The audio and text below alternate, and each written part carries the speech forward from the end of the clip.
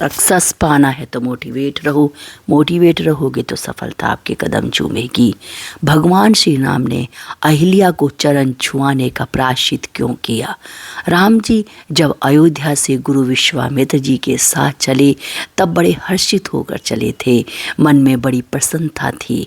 विश्वामित्र जी जो यज्ञ पूरा कर होने के पश्चात जब गुरु जी ने कहा कि तुम्हें एक यज्ञ और पूर्ण करना है, जनकपुर में वह यज्ञ भी तुम्हारे द्वारा ही पूर्ण होगा, तब भी रामचंद्र जी प्रसन्न होकर चले थे। धनुष यज्ञ सुन रघुकुल नाथा, हरीश चले मुनिवर के साथा। किंतु देवी अहिल्या के उद्धार के पश्चात जब वहाँ से चले तब मन में प्रसन्नता नहीं थी। गोस्वामी तुलसीदास जी ने यहाँ हर्षी चली विशेषण का प्रयोग नहीं किया। यहाँ उन्होंने लिखा चले राम जी चले। मन में प्रसन्नता नहीं, बल्कि इस बात का दुख है कि मेरे द्वारा एक ऋषि पत्नी को चरण छू आना पड़ा।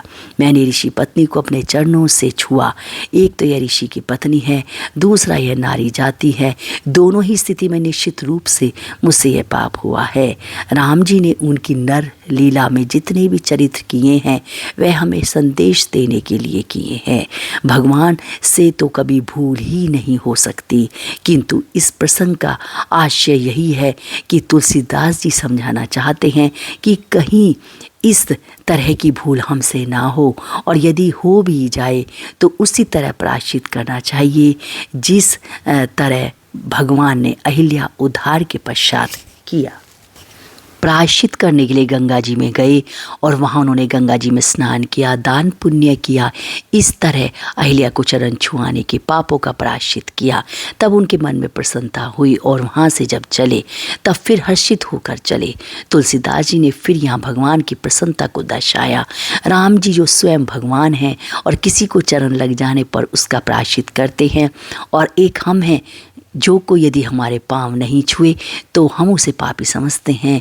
राम लक्ष्मण दोनों भाई गुरु विश्वामित्र जी के साथ जनकपुर पहुंचते हैं और राम जी जनकपुर में प्रवेश करते ही लक्ष्मण जी को वहाँ की महिमा सुनाते हैं और वहाँ के नर नारियों को देखकर उनके हाव भाव का वर्णन लक्ष्मण जी से करते हैं और कहते हैं कि यहाँ के पशु पक्षी नर नारी सभी को देखकर ये लगता है कि ये वैदेही जनक दुलारी की नगरी है। सुंदर उपवन देखकर गुरु विश्वामित्र ने वहीं पर विश्राम किया। जब राजा जनक को यह ज्ञात हुआ कि गुरु विश्वामित्र जी का जनकपुर में आगमन हुआ तो वह कुछ विद्वान जनों को ब्राह्मणों के साथ लेकर सृष्टि वाचन करते हुए विश्वामित्र मुनि जी को लिवाने के लिए नगर के बाहर उपवन में पहुँचे। विश्वामित्र गुरु की वंदना व आदर सत्कार करने के पश्चात वहाँ सभी विद्वान जन बैठे हुए थे। उसी समय राम जी और लक्ष्मण जी दोनों भाई वहाँ पधारे और गुरु जी ने उन्हें पुष्प लेने के लिए भेजा था। राम जी लक्ष्मण जी को जैसे ही वहाँ आगमन हुआ उन्हें देखकर राजा जनक सभी विद्वान खड़े हुए। बड़ी अद्भुत बात है जब वयोवृद्ध ज्ञानी जन एक बालक को देखकर खड़े हो जाएं। शिष्टाचार के अनुसार तो यह बात कुछ जचती नहीं है, किंतु राम जी के रूप का आकर्षण ही ऐसा था। जब लोग खड़े हो गए, जनक जी आश्चर्यचकित होकर एक टक राम जी की ओर निहार रहे हैं। जनक जी ने विश्वामित्र जी से पूछा, गुरुदेव यह कौन है? विश्वामित्र मुनि कहते हैं, राजन आप तो स्वयं ज्ञानी हो और ज्ञानी होकर मुझसे पूछ रहे हो यह कौन है? जनक जी ने कहा, गुरुदेव आप भी तो ज्ञानी हो और ज्ञानी से ही पूछा जाता है मैं कौन हूँ, यह कौन है, वह कौन है, इसमें संशय की क्या बात है? संशय कहते हैं जब दो ज्ञानी आपस में चर्चा करते हैं तब भगवान को बड़ी परेशानी होती है, क्योंकि दोनों ही ब्रह्मा को अच्छी तरह जानते हैं। जनक जी और विश्वामित्र जी की बातें सुनकर राम जी मुस्कुराए और राम जी का स्वभाव ऐसा ही है, अपने स्वरूप का बोध कराते हैं, दर्शन कराते हैं और तब मुस्कुराते हैं। और उन्हें मुस्कुराते देखकर राजा जनक स्वयं ज्ञानी हैं और जान गए कि यह कौन है, यह तो ब्रह्मा है। जन्म के समय माता कौशल्या को भी राम जी ने मुस्कुरा कर ही अपने स्वरूप का परिचय दिया था। तब माता कौशल्या ने राम जी से कहा था कि अपना बाल रूप धारण करके बाल रूप में मुझे दर्शन दो। तब उन्होंने अपनी बाल लीला प्रारंभ की थी। और जनक जी पूछते हैं, विश्वामित्र जी ये बताइए गुरुदेव आप क्यों मौन हो? विश्वामित्र जी कहते हैं कि यह वह है, संसार में जितने प्राणी हैं उन्हें यह प्रिय है। राम जी ने विश्वामित्र जी की ओर देखा, मानो संकेत यह था कि आप बताओ। राम जी का संकेत था कि गुरुदेव लौकिक दृष्टि से हमारा परिचय होना चाहिए। विश्वामित्र मुनि ने जनक जी से कहा कि यह अयोध्या नरेश दशरथ जी के पुत्र हैं और मेरे यज्ञ की रक्षा के लिए मैं इन्हें साथ में लेकर आया हूँ। और तब जनक जी ने पूछा कि क्या इन्होंने आपके यज्ञ की रक्षा की? क्या आपका यज्ञ सफल हुआ है? विश्वामित्र जी ने कहा, राजन आपके यहाँ भी तो यज्ञ है, अनुभव कर लेना।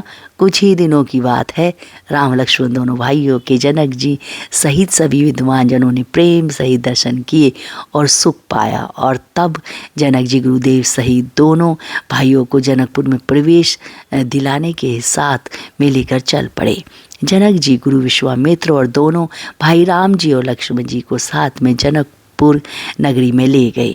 अब यह प्रश्न यह था कि इन्हें ठहराया कहाँ जाए।